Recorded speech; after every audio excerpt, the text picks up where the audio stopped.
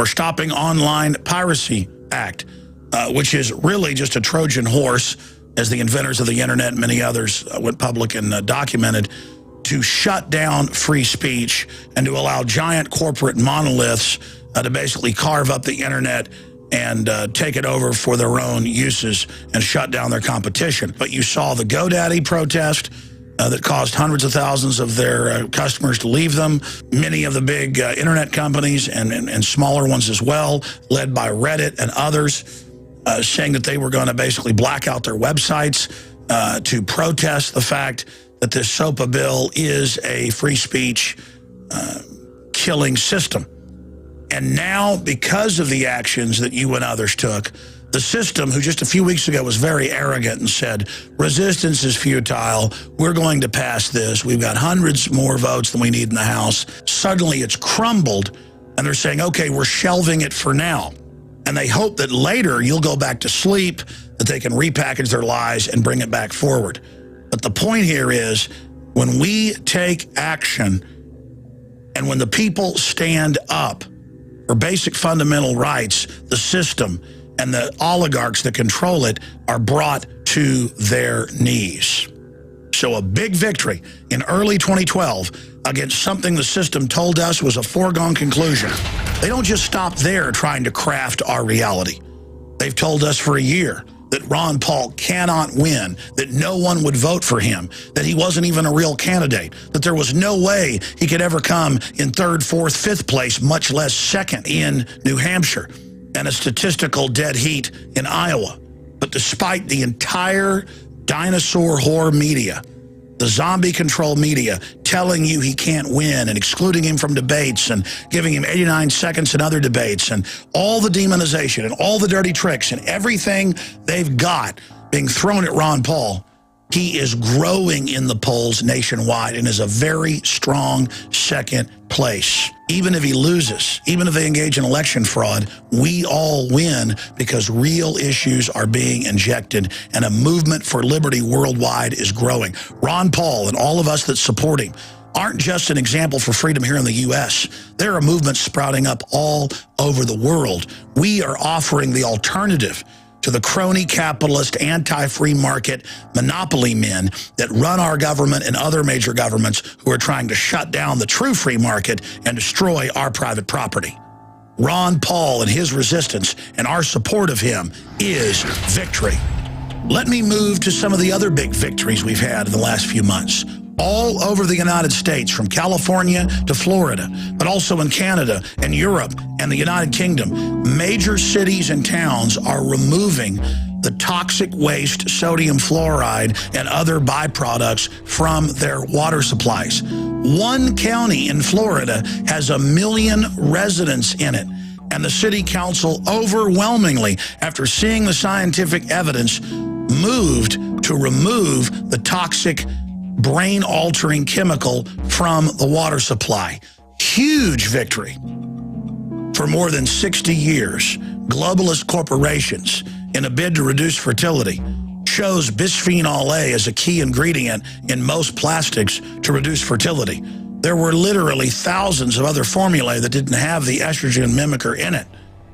But now, 60 years later, all over the world, businesses, corporations, restaurants are advertising that they have bisphenol-free products, whether it's baggies for food or furniture or clothing. This is another example of a human awakening taking place. And in just a matter of a few years, public protest and voting with your dollars has overturned one of the main globalist tools of chemical control. Medical tyranny that was used in Nazi Germany, Soviet Russia, and here in the United States is on the run. Citizens all over the place are demanding now that dangerous high fructose corn syrup linked to diabetes and so many other diseases be removed. Major brands aren't even offering high fructose corn syrup versions. You go to the grocery store and it's, we're regular sugar or we're stevia. Another huge victory that humanity is having against the medical tyrants who are putting these Trojan horse compounds into our food and water, as top globalists like Bertrand Russell promised they would do. But it gets even better. I've seen national studies where the higher the education level, like in areas in Northern California, the lower the vaccine rate is. Parents everywhere are realizing how dangerous vaccines are. And they're learning that in most cases, it doesn't even protect their children from the supposed pathogen that the vaccine gives you immunity for. And so all over the world, not just in the United States, people are waking up and actually reading what is in the ingredients list of vaccines. On the carbon tax issue, one of the most important agendas for the New World Order, we are seeing amazing victories. Since the ClimateGate emails came out and the public saw the fact that the UN was only trying to set up an excuse to monitor and control all human activity and literally tax breathing and tax carbon dioxide that plants live off of, since that came out, all of their major conferences have failed and more scandals and frauds have come out.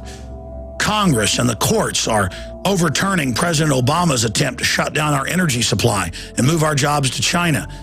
The carbon tax hoax and the scam of modern environmentalism is in deep trouble. And remember, that's a good thing, because the globalist eugenicists don't want you concerned with real environmental issues like genetically engineered organisms and GMO and toxic waste they put in your water.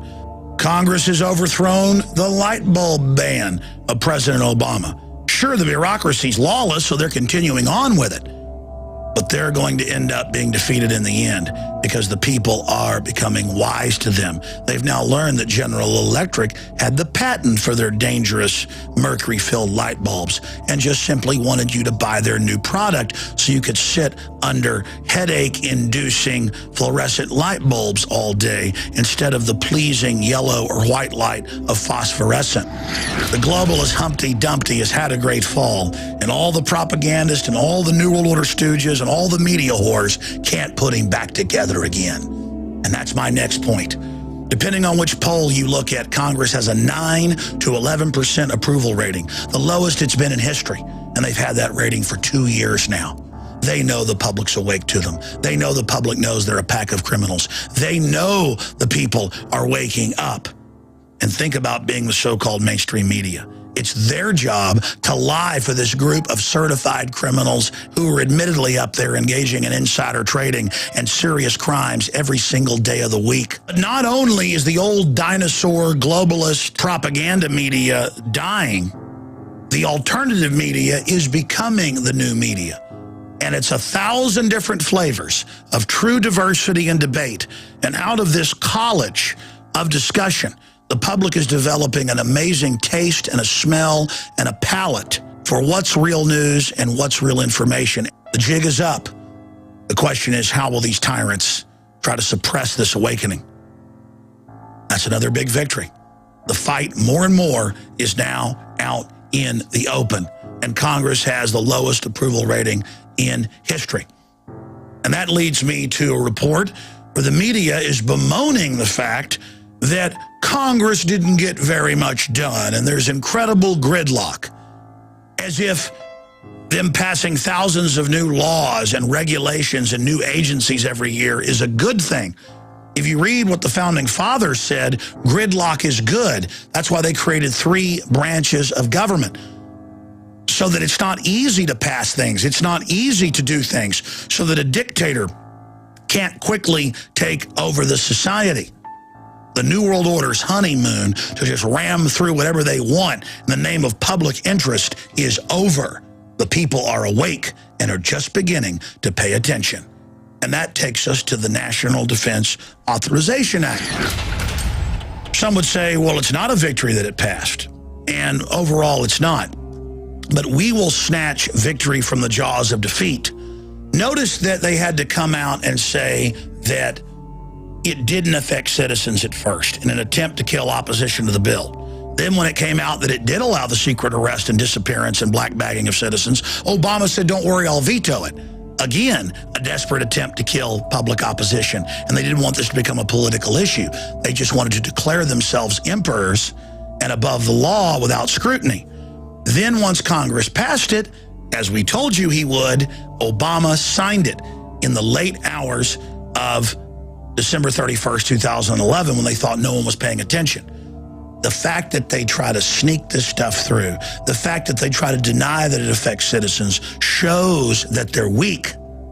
They're scared of the public. They know you're awake. So they want these new powers so they can quietly train the police and military that what they're doing is kosher, that what they're doing is acceptable, that what they're doing is constitutional. They want to do it in secret and in the dark because they know that I'm here and Ron Paul is there and countless others are there, like you out there watching, exposing what they're doing.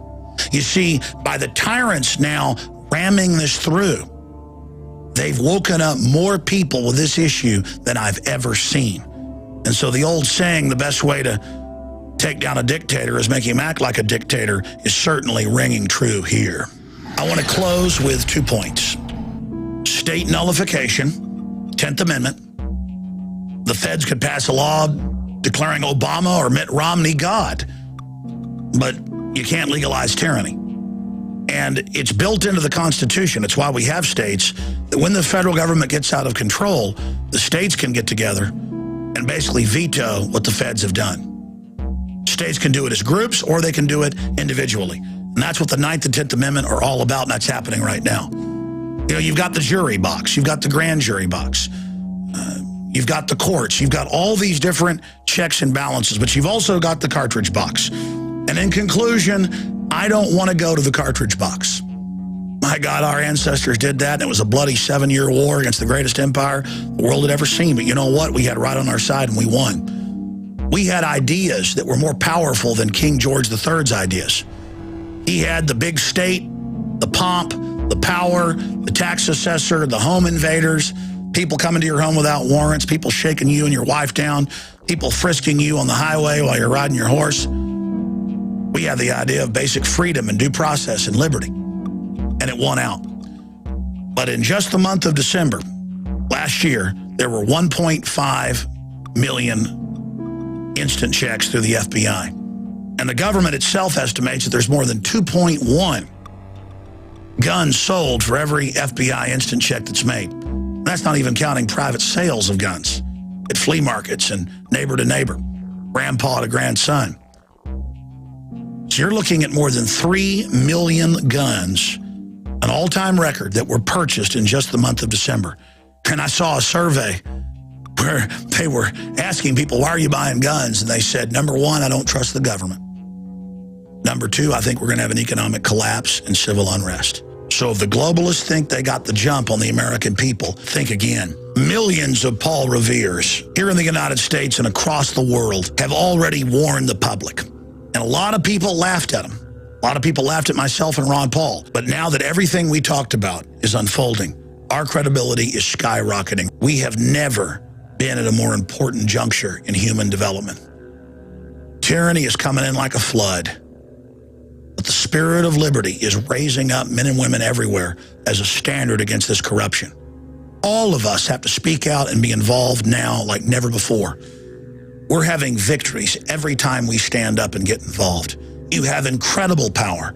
That's why the tyrants always tell you that you're powerless, because the opposite is true. The only way these criminals can run our lives, the only way these social engineers can play games with us like they're God, is if we lay down in the ditch and do nothing. 2012 is the year that the resistance goes to the next level. It is the beginning of the end of the eugenicist New World Order.